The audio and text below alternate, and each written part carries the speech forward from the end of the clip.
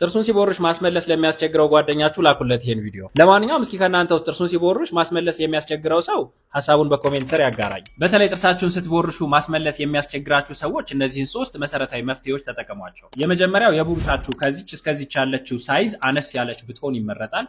ይሄ በሚሆንበት ጊዜ ላይ የሚያርፍበት ሰርፌስ አነስ ስለሚል ወደ ጉሮሯችሁ አካባቢ ላይ የመድረስ እድሉ ስለሚቀንስ የማስመለስ ሁኔታችሁን ይቀንስላችኋል። በሁለተኛነት የምትጠቀሙትን የጥርስ ሳሙና ብዛት በጣም መቀነስ ነው።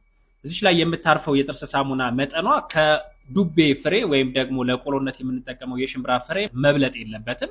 እሷን በምታሳንሱበት ጊዜና እዚህ ላይ ቁጭ አድርጋችሁ እሷን ብቻ ስትጠቀሙ ወደ ጉሮሯችሁ አካባቢ ላይ ወደ ምላሳችሁ ጀርባ ስለማይሄድ እንዲሁ እንደ መፍትሄ ይሆናችኋል።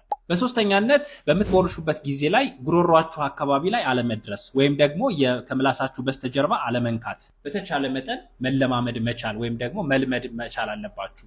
መልመድ መቻል ሲባል እንዴት ጥርሳችሁ መቦረሽ እንዳለባችሁ፣ የጥርስ ሳሙና እንዴት መጠቀም እንዳለባችሁ፣ እንዴት ቶለሬት ማድረግ እንዳለባችሁ፣ እንደዚሁም ደግሞ በምትቦርሹበት ጊዜ ላይ የማስመለስ ስሜቱን እንዲቀንስላችሁ ራሳችሁን ማዘናጋት በጣም መሰረታዊ ነገር ነው። ይመቻችሁ።